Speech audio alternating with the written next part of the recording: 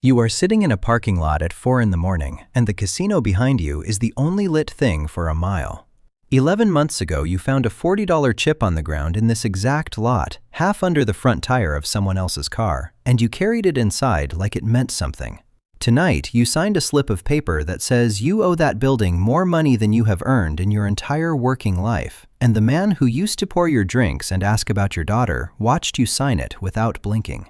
In between those two nights, you were, for a little while, worth $50 million to this place. You had a jet with your initials on the headrest. You had a host who picked up on the first ring. There was a stretch of about 3 weeks where the cards simply would not turn against you, and you became certain, the way only a man mid-streak is ever certain, that you had found the crack in the machine. A man named Danny was that certain 8 months before you. You watched, up close, what the building did to him. Then you sat back down. So before you decide that what happened to you was bad luck, you should go back and look at the math, starting with a chip in the dirt. Rewind. You walk in with a single found chip and the building does not look at you because at $40 you are not yet worth the electricity it takes to watch you. The carpet is loud and deliberately ugly, woven to keep your eyes lifting off the floor and up toward the machines, and the machines chirp in a major key even while they're emptying someone 3 stools down. There is no clock anywhere and no window, so the only way you'll know it's late is your own body telling you, and the drinks are free specifically so you stop listening to it. A woman brings you one. It costs the house about 90 cents, and it is the single cheapest thing they will ever do to keep you in the chair, and the chair is the whole game. You sit at a $5 table, meaning to lose the 40 slowly, for fun. Instead, the cards come good. You catch a small run, nothing dramatic, and you cash out a few $100s up, and you feel clever, like you spotted something. You spotted nothing. You caught variance, which is just the math breathing in before it breathes out. 2 seats down, a guy feeds a folded 20 into a slot, loses it, laughs like it's the best news he's had all week, and buys the whole table around. That's Danny. He's having more fun losing than you're having winning. Nobody in a suit is watching either of you yet. You're both too small to count. But the house isn't nervous about your few $100s. The house was never gambling. It already knows you'll be back, because you think the seam is real now.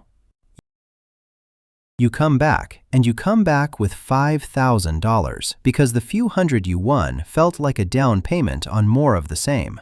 At the desk, a woman slides a plastic card toward you and tells you warmly that you'd be silly not to take it. It's free. The second you push that rewards card into a machine, you stop being a stranger and become a file. It clocks your average bet, your hands per hour, how long you sit, the exact time of night your discipline starts to go. And out of all of it, the building builds one quiet number, not what you lose tonight, but what the math says you'll lose, on average, forever, as long as you keep coming. Everything they ever give you is a thin slice of that number, handed back. And then you get lucky again, properly lucky this time. You sit down with $5,000 and you stand up near 40, off one obscene hour where every double down lands, and your hands are actually shaking when you color up. The buffet is comped now, a weeknight room, half price. You feel chosen. Danny's been carded for months. Over the free buffet, he leans in and tells you the real trick is to bet bigger, because the bigger you bet, the better they treat you, and he says it like a man who has personally outsmarted the place. He's right about the machine, he's wrong about who it's built for.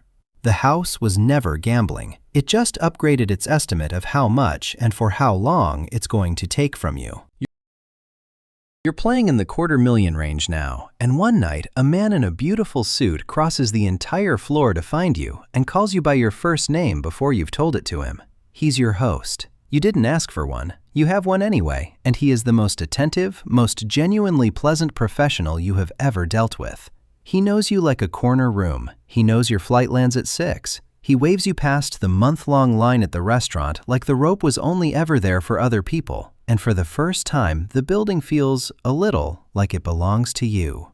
It doesn't. The host works for the house. You're an account he manages, and every ounce of that warmth is wired to your number climbing. Then the math breathes your way one more time. A single night that turns 60,000 into 250,000, and you stop being able to feel the floor under you at all. Danny's a level up from you again. He's got a senior host, a comped suite, a ringside seat at a title fight, and he describes all of it the way other people describe a promotion. The gap between you isn't talent and it isn't luck. He's losing faster than you, so they're feeding him faster. You can't see that. What you see is a friend who's winning, and a door at the back of the floor he gets to walk through that you don't. Yet. The house was never gambling. The nicer the dinner, the more exactly they already know how this ends. You're a few million in, and the casino does the most generous-looking thing it has ever done for you. It hands you its own money. They call it a marker, a line of credit delivered to you right at the table, signed for on a slip without standing up, so the spell never breaks long enough for you to go find cash. The first chips you buy with money that isn't yours feel identical to the ones you bought with your own, and that is the entire reason markers exist. Something quiet goes wrong in you the first time you bet with the house's money. The wall between your money and theirs goes soft. You stop counting in dollars and start counting in colors of chip, and a losing run that would have ended you flat broke at the $5 table is now just a thing you ride through because the marker says you can. They fly you in. A car is always idling. Your name is spelled correctly on a card by the bed, which is more than your own bank has ever managed. You haven't paid for anything in months, and you have never spent so much in your life. For 1 second, signing a marker at 3 in the morning, you feel a cold thread of something. This is too easy, and you let the next hand wash it away. Danny took a marker too, then a bigger one to cover the first. He's still laughing. He still says he's up. The house was never gambling, and now the chips aren't even yours, and you've lost track of which ones ever were.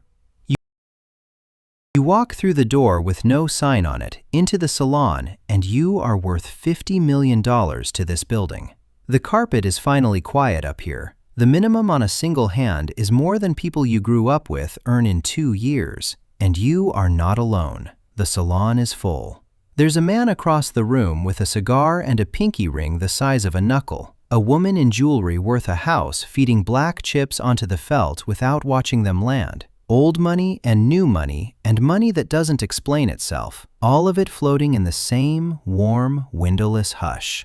The comps up here stop pretending to be rewards. There's a villa kept ready in your name. There's the jet. They flew your family in for a birthday you mentioned once, in passing, 8 months ago.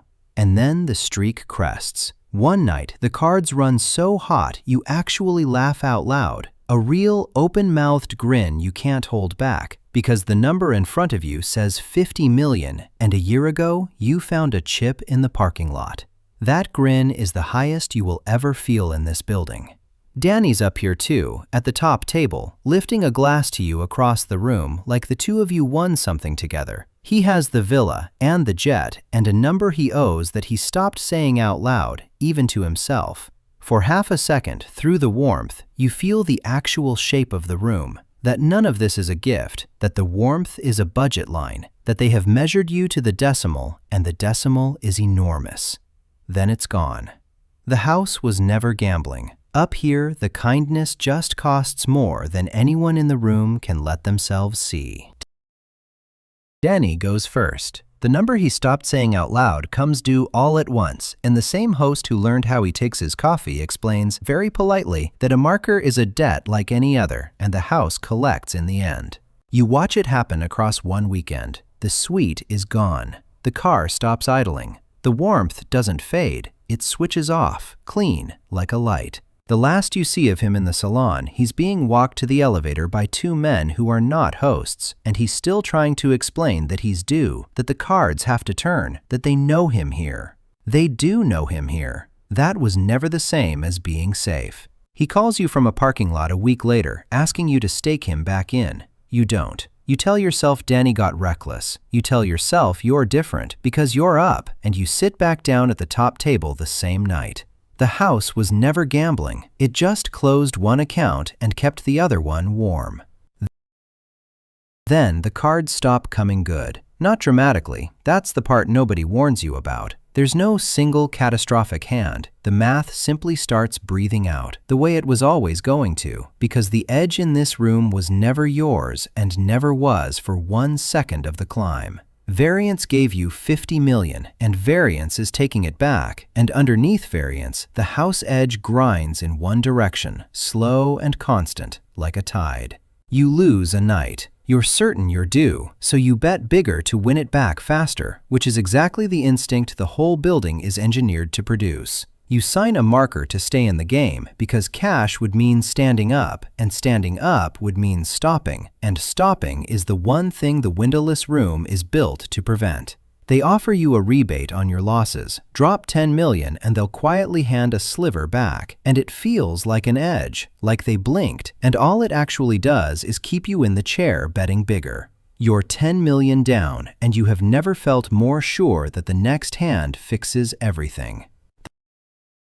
The fall, once it starts, is faster than the climb ever was. The comps keep arriving, the villa, the jet, the warmth, because every one of them is a hand on your shoulder pressing you back into the seat, and the seat is the whole game, same as it was at $40. You stop being able to feel the size of the bets. 50 million is gone and you barely register the moment it crosses zero, because you haven't thought in real dollars since the night they handed you their money and called it a marker.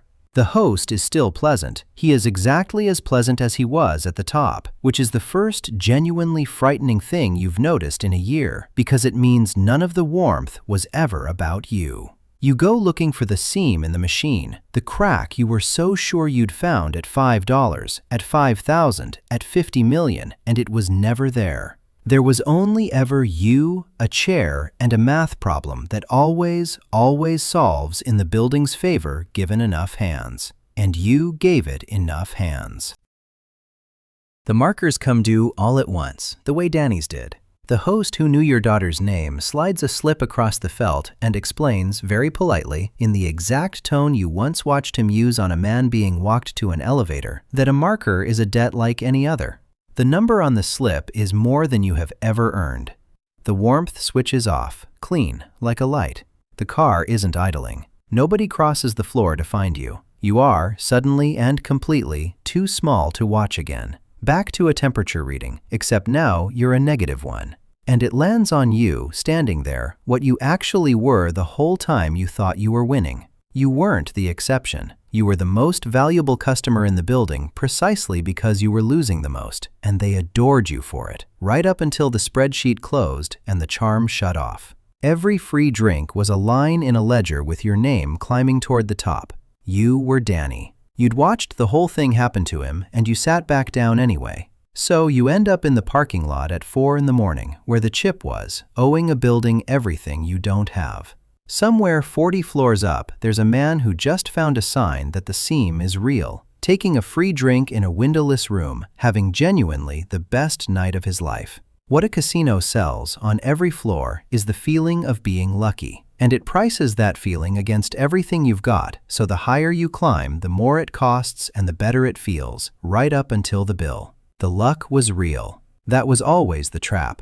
The luck is the bait the math uses to keep you in the chair long enough for the math to win. If you ever want to know what a casino actually thinks you're worth, don't count what they gave you. Count what they were always going to take back. And then remember that the $40 you found in the dirt, the chip that started all of it, came from inside the building too. The house was never gambling. You were the only one in the room who didn't know it.